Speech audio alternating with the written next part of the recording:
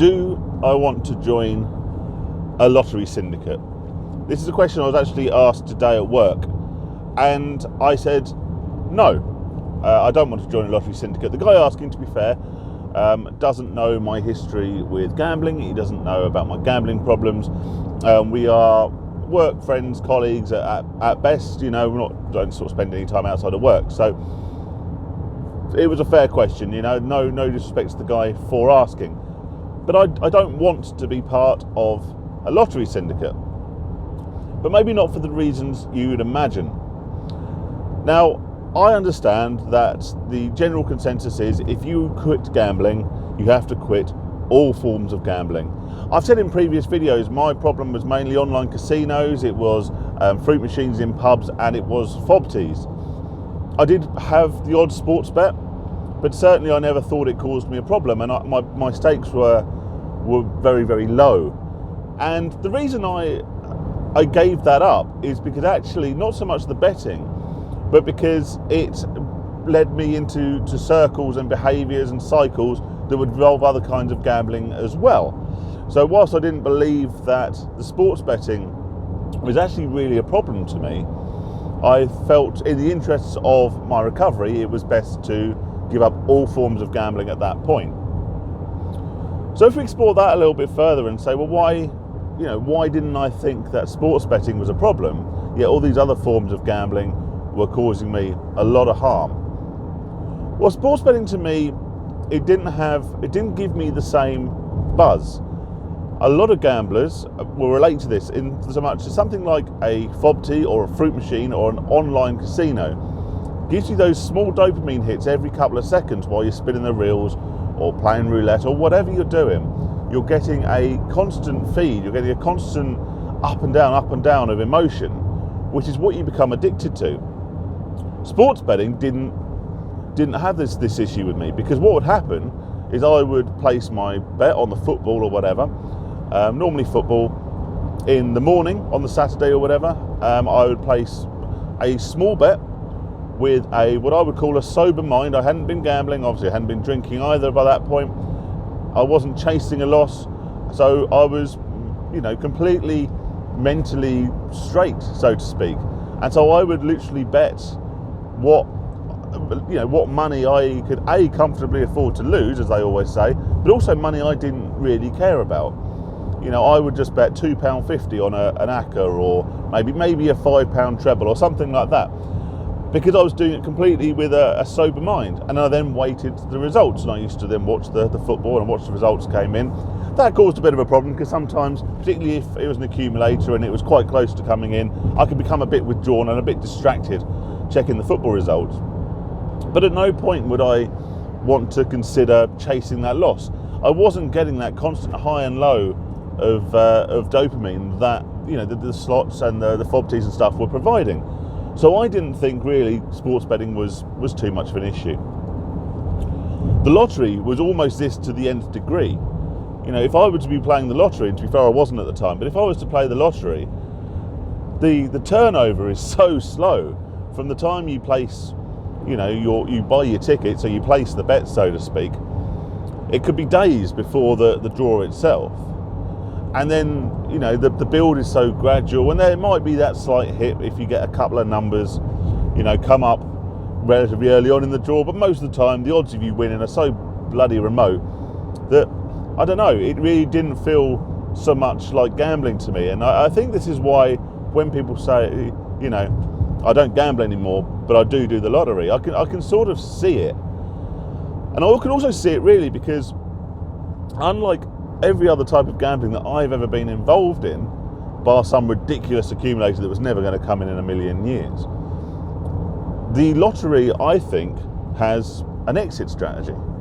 You play the lottery, and if you win the jackpot, then it's unlikely you're ever going to win the jackpot again.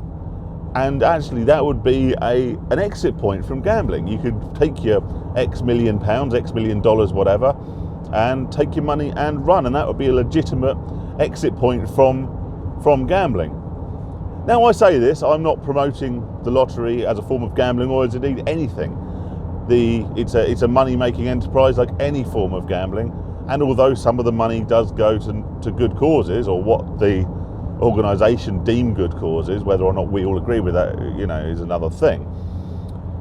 Just doing that does reduce your odds of winning. So in terms of actually a form of gambling, the return to player, the RTP, is particularly poor. That said, I'd be interested to know your thoughts. Drop me a comment down below. Do you think that you can be a gambling addict, a recovering gambler, a compulsive gambler, whatever what you want to call it? Can you have a problem with gambling and still play the lottery? The only time I can really see it possibly causing an issue in the same way that other forms of gambling cause me is if I got a near miss, so to speak, on the lottery. A couple of my numbers came in, but I didn't win anything. Maybe that would give me just enough of a dopamine hit to fuel the fire, to fuel the addiction, and make me want to go and gamble in other ways. But I don't see it. Like I say, I think the build up to the lottery is too slow. There's no opportunity to chase your losses. And ultimately, if you're betting with a sober mind on the lottery, you're buying a couple of tickets, you're not betting with enough money that's going to make you want to chase it in the aftermath of a loss. But I might be very, very wrong. And I say this in all my videos, really, that my opinions are purely my opinions. That is all they are. They're not based on anything. I mean, they're based on what I found works for me, and the gambling scars that I've got. So, to go back to the start, why didn't I want to join this lottery syndicate? Because obviously I don't have a problem with the lottery as such, apart from the ridiculously low RTP and the stupid odds of actually winning anything worthwhile. Well, because it's such a ridiculous notion. You only need to think about how many families, and I can include some parts of my own family in this, have seen unmendable divides between members of the family. They've seen whole families get into horrible rows, and the problems that money can cause amongst families, particularly if we take the instance of a bereavement, there's a will. How many times and how many people do you know that have adversely been affected by deep rifts that develop inside families when it comes to divvying up money? Particularly at a time where you think that families should be solid, families should be pulled together. Families get ripped apart just because there's money involved. Money is the root of evil. It's the root of deceit. It's the root of lies. And us as gamblers know that better than anyone, because we are top of the pile when it comes to deceit and lying about money. So,